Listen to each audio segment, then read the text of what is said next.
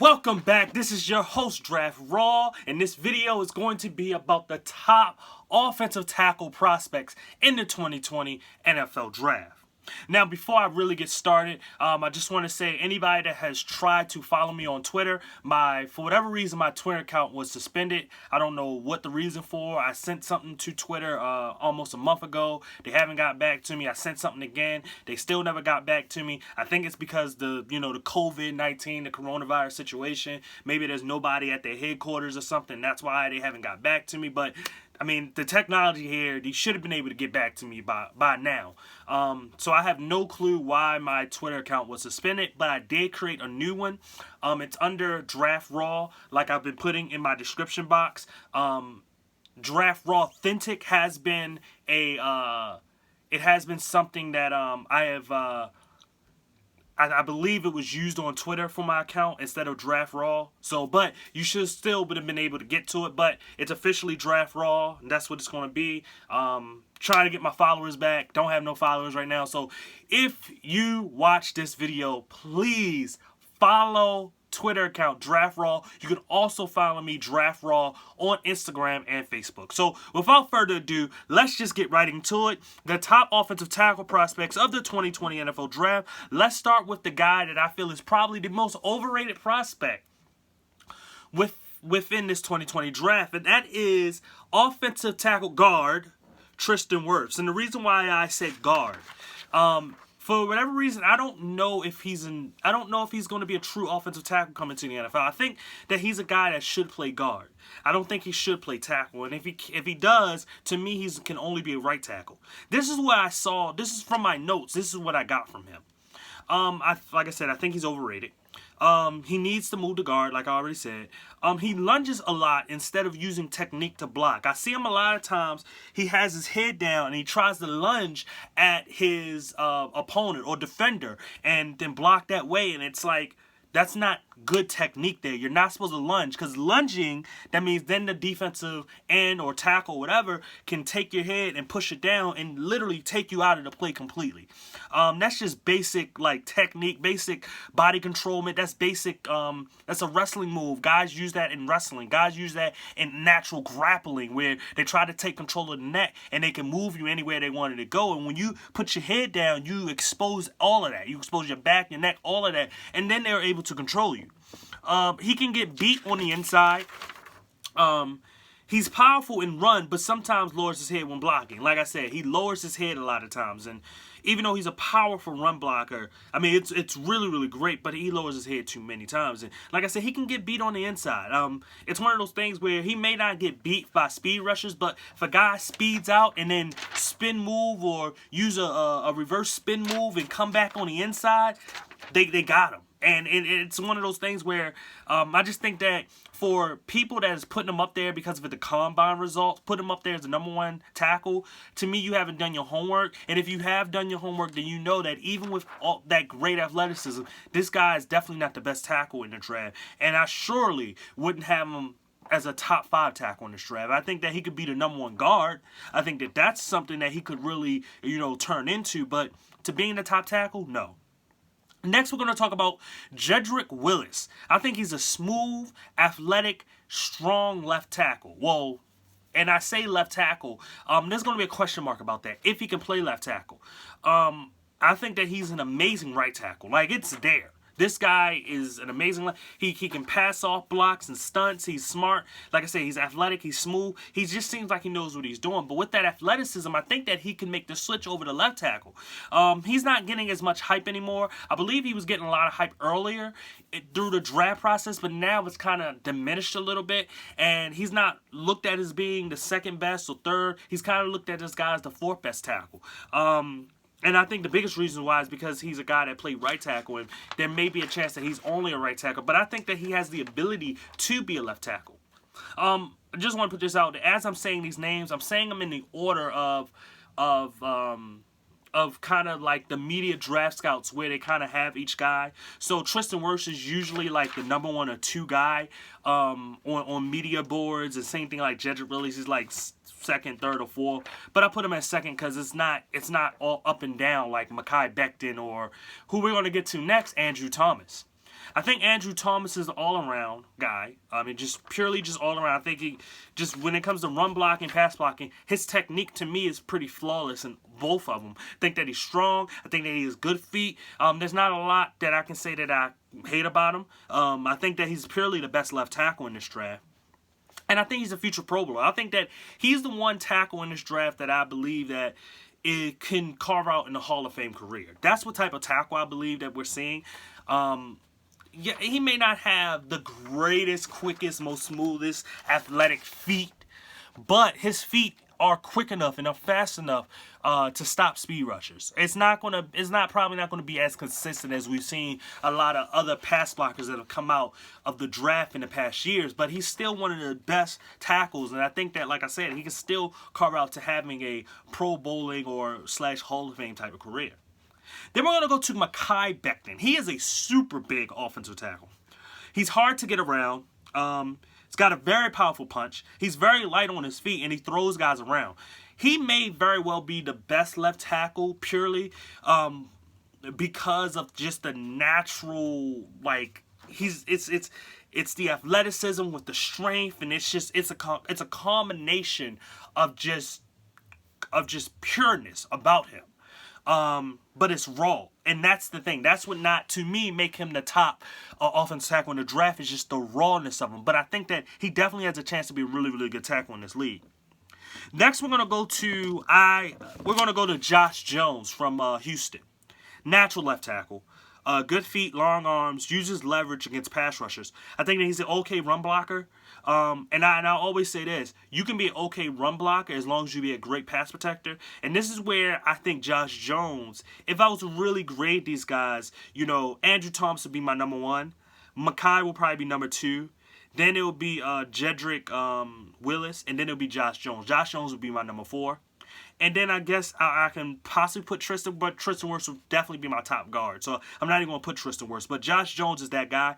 And what I'm saying, when he's a natural left tackle, he's not a great run blocker, but he's a solid run blocker, but he's a great pass blocker. He reminded me of Ronnie Stanley coming out. And I was a huge fan of Ronnie Stanley, and I thought Ronnie Stanley was the number 1 tackle in this draft. I just think with Josh Jones, it's not as naturally good as Ronnie. Ronnie was just pure natural pass blocker.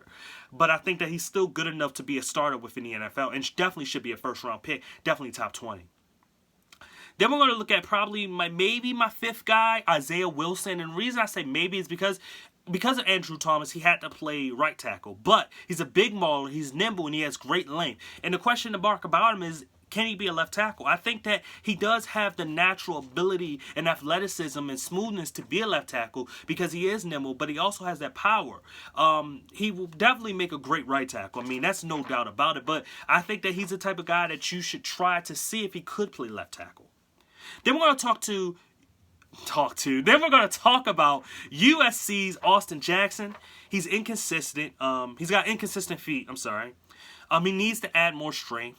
But he does drop his butt well. Anchoring, being able when you take on a defender and then you drop your butt.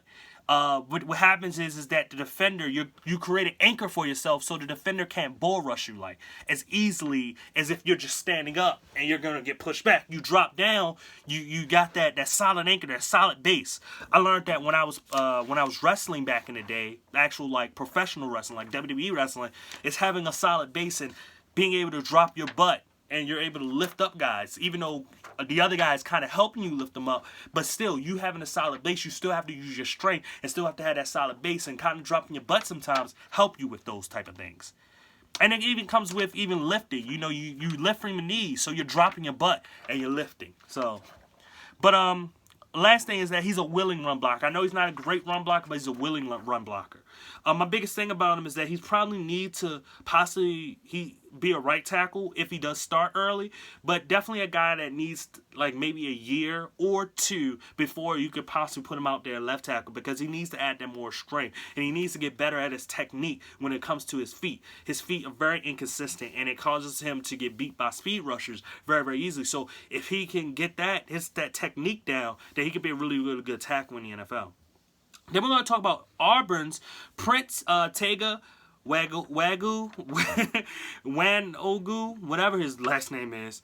He's not as athletic as top tackles.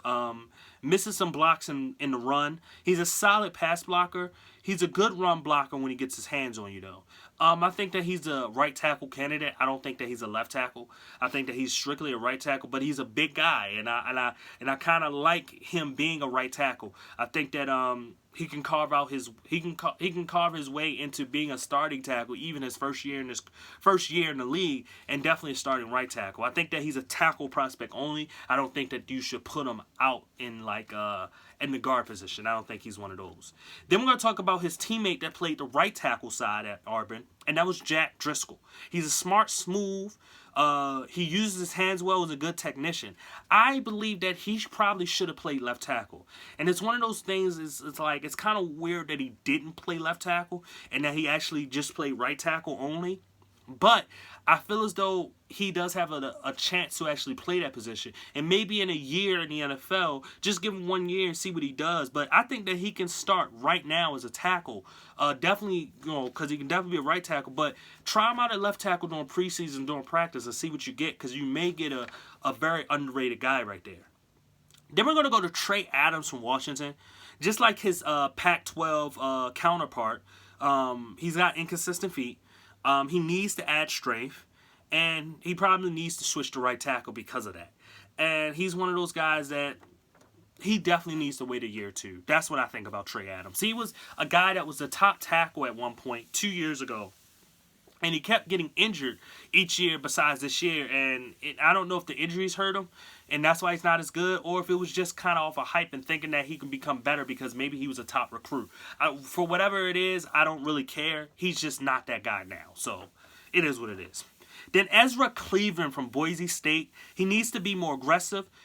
He needs to drop his butt better to anchor, and he needs to improve foot speed. He definitely needs a year or two, or maybe even 3. He needs those years to develop because he's just not ready yet. To even be a guard or anything, he's just not ready. He just needs to he needs those extra years within the NFL. Then we're gonna go to Oregon's Calvin Throckmorton. He's aggressive. He's very versatile. Probably a better guard than tackle, and he reminds me of Marshall Yanda. Being as though I'm a Ravens fan, I kind of know what I'm talking about when it comes to Marshall Yanda. Marshall has been, in the NFL as long as I've been watching football, so I've seen his career over the years. That's what it reminds me of because of versatility. Calvin, I think, he's just a guy who played left tackle a little bit. He played right tackle. He played guard. I believe he played a little bit of center, so he has that great versatility, like a Zach Martin, per se. But his aggressiveness makes me look at him as definitely a guard and definitely a guy that's like a Marshall Yanda. And I think that he can carve his career out to be similar to Marshall and how aggressive he is and how ready and versatile he is as a player. Then we're going to look at Matthew Parrott from Connecticut. He's a developmental project, right tackle or left tackle. He's one of those swing tackle type of guys. It's one of those situations where he needs a year. He needs a year to sit. He definitely has the ability. I mean, it's definitely there, but you can tell that it's not as smooth, it's not as natural as some of the top guys. So that's what I saw from him. Then Yazir Durant from Missouri. He's a mid-round gem. I think that this guy is a big, powerful guy that has very, very solid feet. And I think that he could definitely be a left tackle in the NFL. Definitely be a right. He's a tackle prospect to me only. Be a right tackle, but definitely a left tackle. I think that you give him a year as a right tackle, and then if you want to, if you're a team that has a left tackle that is going to be a free agent or is getting older, put him at right tackle for that 1 year, and then make that switch to him going to left tackle. Or if you have a young tackle that you're not sure about, you can start him at right tackle and then make the switch to left tackle. I think that he's going to be a really, really good mid-round gem for anybody or any team that's picking. Then we're going to look at Lucas Niang from TCU. He's a typical right tackle, great run blocker, solid pass blocker, moves pretty well. Right tackle prospect only. There's a team that's picking in the mid-round. You want to get a right tackle. This is your guy. Definitely wouldn't put him at left. A guy that I actually like a lot is Charlie Heck. He's a backup swing tackle, I believe. He can anchor well, so he can't get moved. He's a powerful blocker. can get beat by the speed in or out. In terms of speed rushes going around him to the outside or cutting into him, he can get beat by that. But he does move well in space. So there's a lot to like about him, but he's the type of guy that definitely needs one more year at least. So, we'll see what happens with him. And then we're going to look at Terrence Steele from Texas Tech. He has no feet at all. No feet. Needs to add more strength. Is a backup special teams type of guy. Not a starter. Needs extra years. I didn't like Terrence Steele tape. I didn't watch his tape before I saw him at the Senior Bowl, so I saw him at the Senior Bowl first. And during practice, he was okay. During the game, he was absolutely trash. And then I saw him during games and in NFL college level, and he was absolute trash. I don't mean to be that harsh, but he really was not good.